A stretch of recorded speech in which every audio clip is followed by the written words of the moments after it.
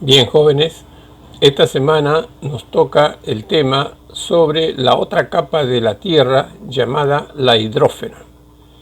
Como ven acá en este mapa semántico, dice que la hidrósfera está formada por aguas que pueden ser tanto continentales como oceánicas. Las continentales pueden ser los ríos, los lagos y las aguas subterráneas, y las aguas oceánicas lo forman los mares, los océanos. Estos realizan a través de las mareas y las corrientes marinas, ¿no? Se mueve el mar. Entonces en este pequeño mapa conceptual se puede ver cómo está formada las aguas. El agua cubre las 3/4 partes de la superficie terrestre y en la naturaleza se encuentra en los 3 estados. Quiere decir 3/4 partes significa el 75% cubierto nuestro planeta por el agua. Y dice que se encuentra en 3 estados. Se encuentra en forma de gas, de líquido y de sólido. El gas está en forma de vapor de agua en la atmósfera, es decir, formando las nubes, distintas formas de nubes. Nubes cumulus, nubes cirrus y nubes nimbus. En forma líquida se encuentra en los ríos, los mares, los océanos, los lagos, ya incluido ríos, riachuelos, arroyos, ¿no? Pequeños formaciones de agua. Y en estado sólido se encuentra en los hielos y casquetes polares. Todos los témpanos y hielos que forma nuestra Tierra en los polos, tanto polo ártico como la Antártida, se forman grandes casquetes de hielos, ¿no? Esa es la forma de agua sólida. La hidrósfera es la capa de la Tierra constituida por todas las aguas que en ella se encuentran. Se incluyen en ella las aguas continentales y las aguas oceánicas. El agua es un compuesto químico constituido por moléculas con 2 átomos de hidrógeno y 1 de oxígeno. Comúnmente ustedes ya lo conocen como H2O. El agua pura es un líquido incoloro, inodoro e insípido. Esas son las características físicas del agua. El agua no tiene que tener color, no tiene que tener olor y no tiene que tener sabor. A nivel del mar hay una presión atmosférica. El agua es pura, se solidifica a 0 grados centígrados y hierve a los 100 grados centígrados. Las propiedades del agua. Una de las propiedades dice que el hielo flota sobre el agua líquida.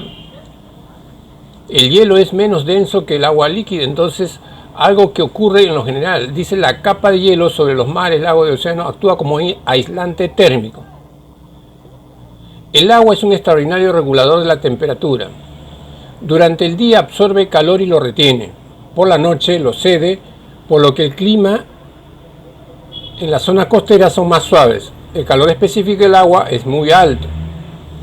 El agua es el mejor disolvente, ¿no? Se le dice el disolvente universal.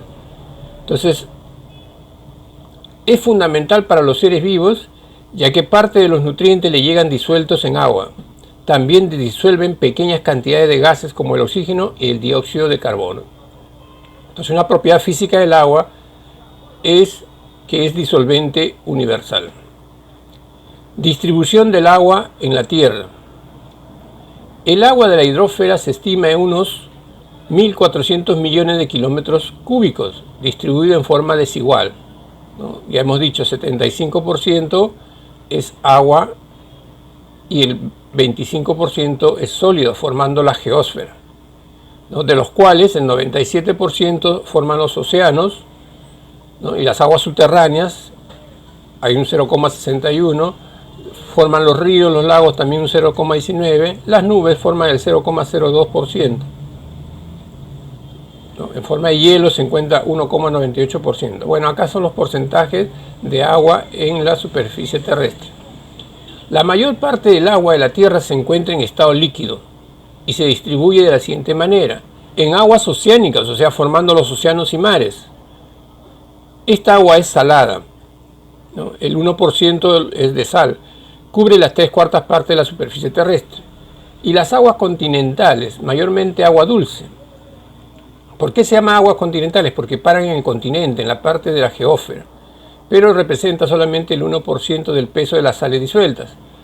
Pueden ser aguas subterráneas, se llaman aguas freáticas, puede ser aguas de lagos y de lagunas y de ríos y torrentes. Las nubes están formadas por gotitas de agua líquida. Entonces, todas estas aguas se encuentran en movimiento constante formando olas, mareas y corrientes marinas. La mayor parte del hielo, o sea, agua sólida, está presente en la Tierra y se encuentra en las regiones polares, tanto en el Polo Norte como en el Polo Sur. El resto está en las cumbres de las altas montañas y podemos diferenciar dos conjuntos de hielo, ¿no? Las banquisas polares son las capas de hielo que cubren el océano Ártico y el Antártico. Y los glaciares son enormes masas de hielo que forman sobre la Tierra emergidas debido a la acumulación y compactación de grandes cantidades de nieve. Entonces a estos se llama también casquetes polares, que se encuentran en las cumbres de las montañas, ¿no? Ahora vamos a aprender acerca del ciclo del agua. Ya este tema lo habíamos tratado anteriormente, acerca del ciclo del agua. Habíamos visto el ciclo del fósforo, el ciclo del carbono, el ciclo del nitrógeno. Entonces va a ser un repaso para ustedes. El agua en la Tierra se encuentra en constante movimiento, haciendo un círculo o ciclo.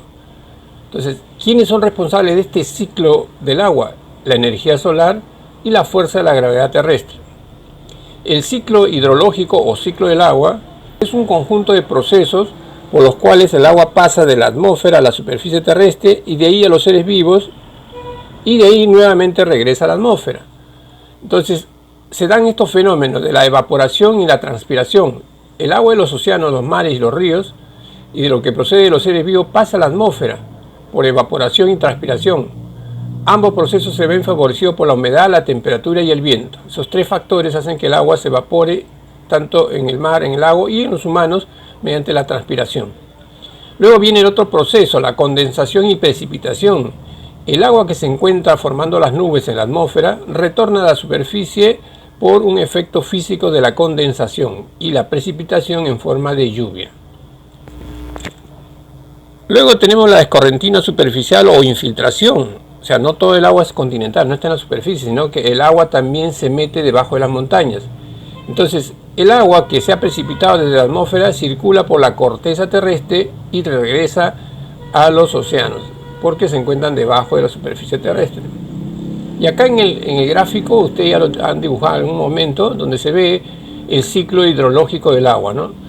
Acá vemos los procesos. Puede ser la nube que tiene agua en forma de gas, en forma de vapor. Esta por condensación se va a precipitar. Cae en las plantas, cae en las montañas y esta forma los ríos. Los ríos lo traen y van llevándolo poco a poco hacia el océano. En el océano sufre un fenómeno de la evaporación por el calor.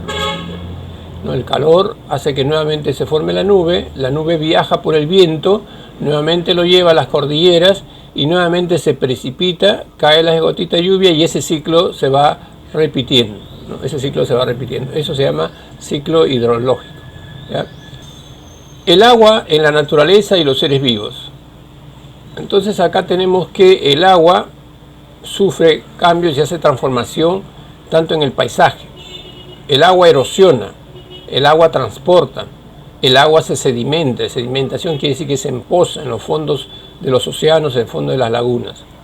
Cada tipo de agua produce diferentes modelados del paisaje. Por ejemplo, las aguas fluviales, o sea, agua de los ríos, tienen tres cursos. El curso alto, que son pendientes pronunciadas de gran velocidad provocando gran erosión del suelo. El curso medio tiene una velocidad mediana, ¿no? Predomina el transporte originando los meandros.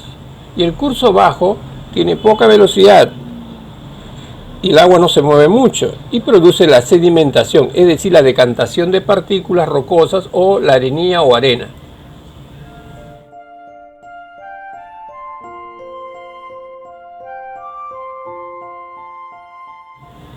¿Qué papel cumple el agua en el clima? El agua es un regulador térmico. Contribuye a que la temperatura del planeta no experimente cambios bruscos gracias a sus propiedades térmicas. Regula la precipitación, ¿no? Es otra propiedad. Los procesos de evaporación y condensación formando las nubes tienen un lugar principalmente en los océanos. Importancia del agua en los seres vivos. Como media entre el 65 y 70% de la masa de un ser vivo, es decir, todos nosotros tenemos en el cuerpo un 60% de agua. El agua es esencial para los seres vivos. ¿Por qué? Porque mantiene la temperatura del organismo. También es un medio que transporta los nutrientes a todas las células, ¿no? Nuestra sangre está llena de agua. Y participa en la retirada del producto desecho, que es la orina, ¿no? Ahí eliminamos el líquido. Y también sirve que en muchos de los seres vivos ayuda a disolver el oxígeno, que es básico para la respiración, como en el caso de los peces, ¿no? Los peces toman agua, pero disuelven el oxígeno y eliminan el hidrógeno. ¿Para qué utilizamos el agua? Para muchas cosas. Ustedes saben que el agua es básico, es vida. Pero lo más frecuente es su uso son aquellos que se produce por el consumo de agua. O sea, los seres vivos necesitamos consumir. ¿En qué forma? En uso doméstico, nuestras cañerías, en usos agrícolas para regar nuestras plantas y en usos industriales para hacer bebidas, hacer refrescos, ¿no? En usos industriales. Eso se llaman usos consumtivos. Y los usos no consumtivos, no se consume el agua, se reutiliza continuamente.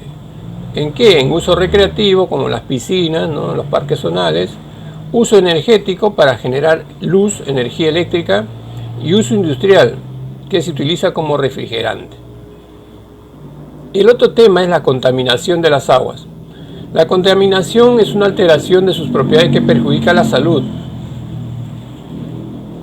Entonces, ¿a qué se debe esto? Los vertidos del agua en los ríos donde se arroja basura, ¿no? Entonces, las aguas residuales, esas aguas que reusan, o en los lavados de los minerales, entonces aguas residuales de las zonas urbanas, es lo que utilizan los edificios y las casas. Eliminamos todo ese desagüe, se va al río y de ahí se va al mar. En las chácaras usan fertilizantes, abonos, pesticidas y todo eso se lava y va al mar. Primero va al río y luego al mar. También en las actividades industriales no hay control. Usan mucho el mercurio para lavar el oro. Entonces agua contaminada se va al mar. Y los derrames de petróleo, ¿no? A veces sufren derrames de petróleo y se contamina el agua. Y el uso sostenible del agua. ¿Qué se entiende por uso sostenible del agua?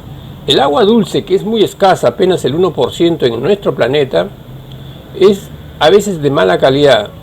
Entonces hay que hacer un proceso de mejorar la calidad del agua. O sea, no se puede consumir agua de la naturaleza, hay que procesarla. Para eso se llama gestión de agua.